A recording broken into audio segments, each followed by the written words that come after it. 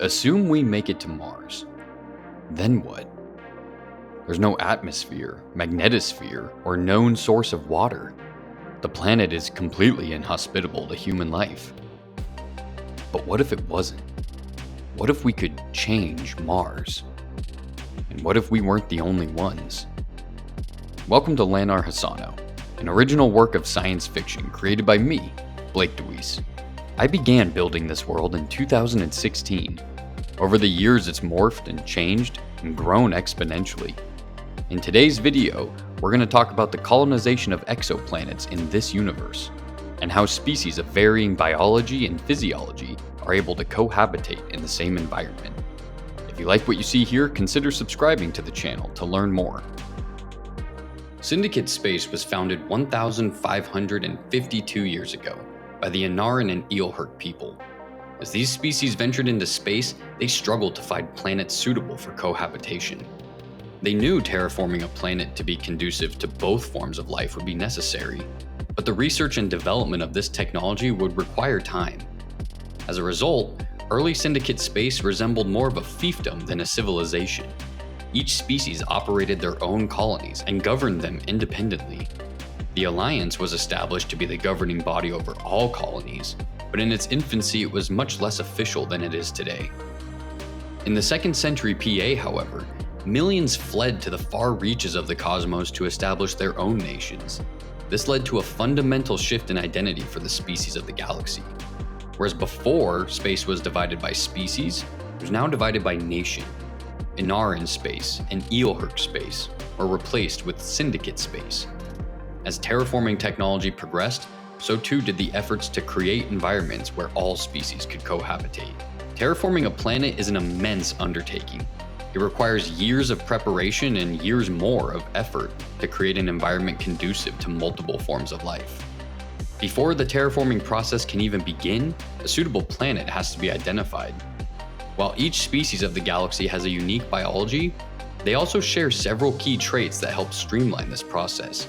Once a planet within the allowed standard deviation of gravitational strength, acceptable atmospheric composition, and sufficient distance from its star has been identified, the Galactic Survey Division works in collaboration with the Galactic Stellar Coordination Council to identify, develop, and construct the infrastructure necessary to get resources to the planet.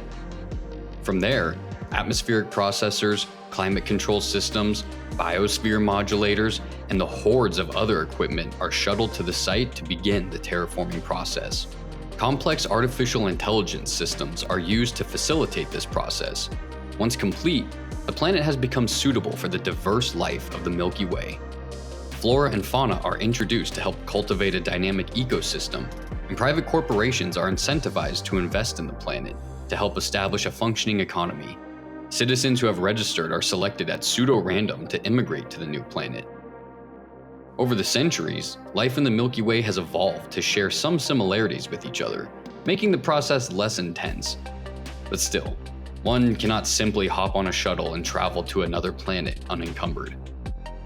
Because this process is so time and resource consuming, life in the Lanar Hassano universe has evolved along specific tracks. Populations are far from evenly spread across the stars, with huge hotspots emerging where suitable.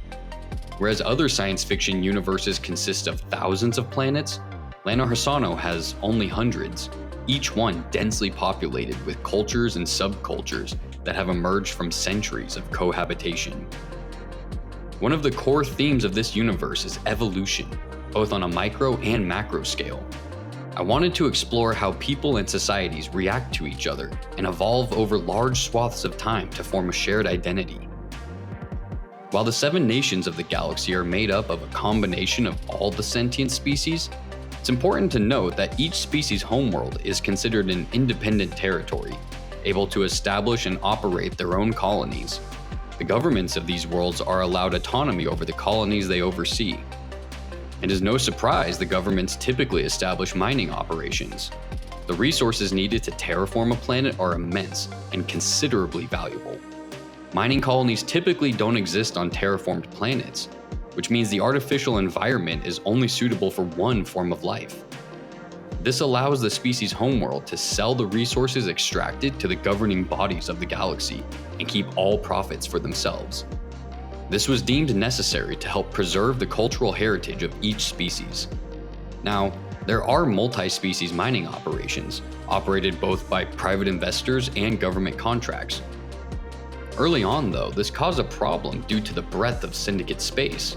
Within their borders existed all the natural resources needed to enable FTL travel and interspecies colonization. This created discontent among the smaller, newer nations of the cosmos.